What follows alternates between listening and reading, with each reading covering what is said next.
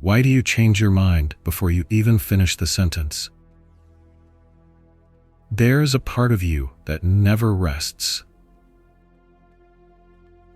You're at a bar table with friends. The conversation is flowing, everyone's laughing, and you just said you loved the movie you all watched last week. Then you see it.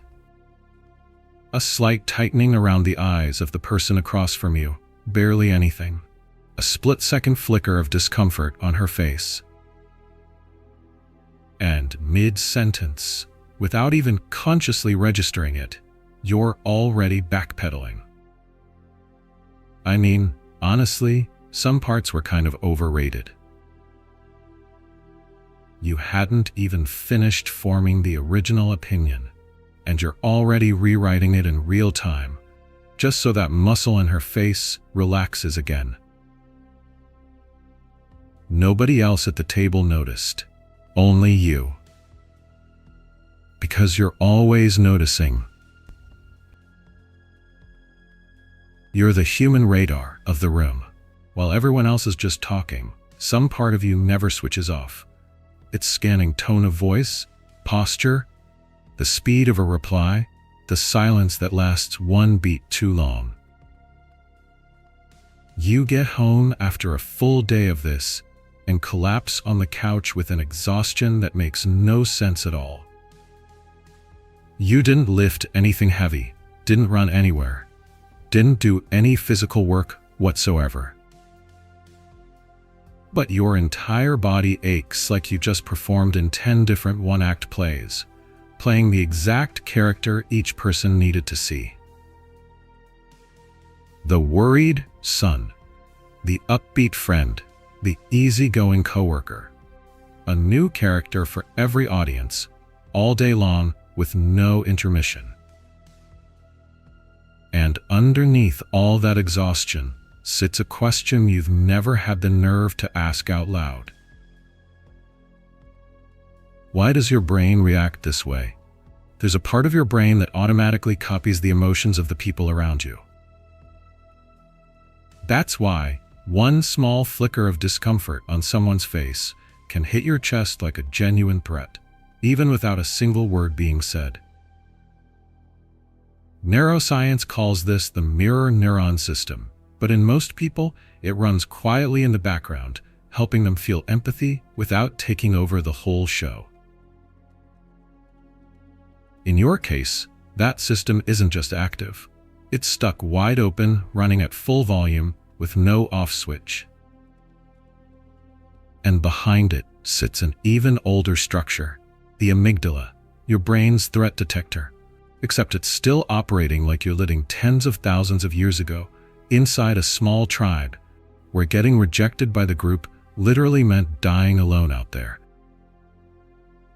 For that ancient part of your brain, there's no difference between this person is mildly annoyed and this person is about to cast me out.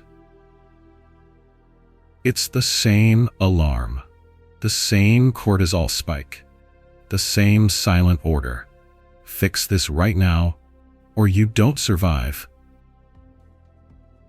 So you're not being dramatic when you feel that tightness in your chest over one raised eyebrow. You're literally running tens of thousands of years old survival software on the hardware of your adult life. But that still leaves one question hanging, more unsettling than the first. A brain isn't born this way. It's trained.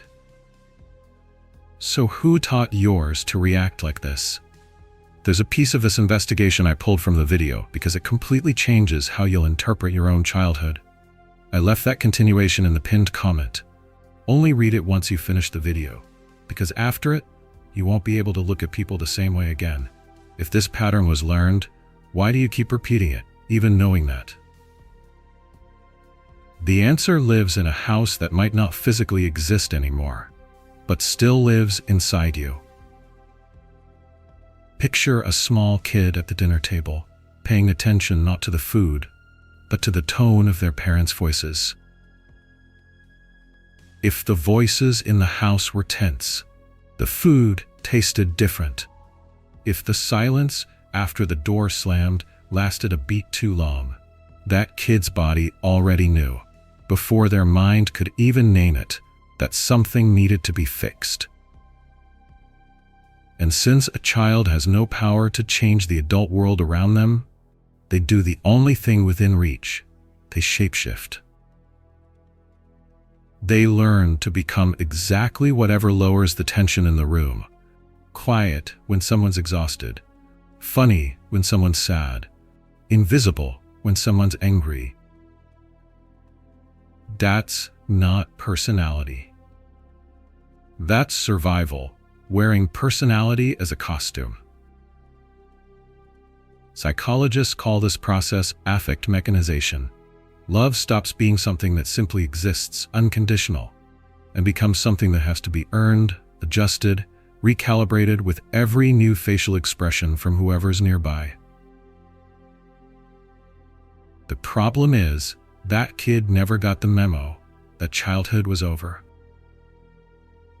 So the adult you became keeps running the exact same program, still scanning bar tables like they're dinner tables, still rewriting opinions mid-sentence, like tonight's dinner still depends on someone else's approval. You weren't born reading other people's tension. You were trained, rep after rep, to become one. And here, understanding the origin doesn't close the case, it cracks it open wider. Because if you already know where this came from, if you already understand the whole mechanism, why is your body still doing the exact same thing? Try a quick mental exercise. Picture the room completely empty. No one to read, no expression to monitor, no voice to adjust your tone for before you even open your mouth. Just you and the silence. And here's the question existential philosophy forces you to face, without mercy. If you let this pattern die right now, who's left standing when it's gone? If your entire life was built as a carefully tuned echo of what other people wanted, is there any original note still playing underneath that echo? Or did you get so good at reflecting everyone else that you forgot what your own sound was in the first place? There's a difference between living and socially surviving. Surviving is scanning the room, calculating, adjusting before danger even shows up.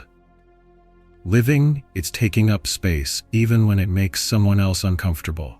It's letting an eyebrow rise and staying yourself anyway. The freedom you've been chasing isn't in learning to read people better. It's in unlearning the need to do it every single second.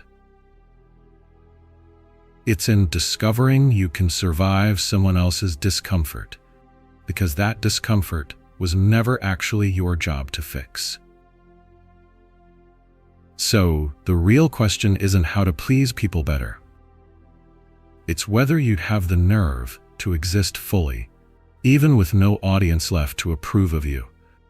There's a piece of this I decided to leave out, because it reveals something about who you are when nobody's watching, and that's not for everyone to read.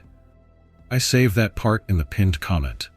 Only open it if you're ready to find out what's left of you once the mask finally comes off.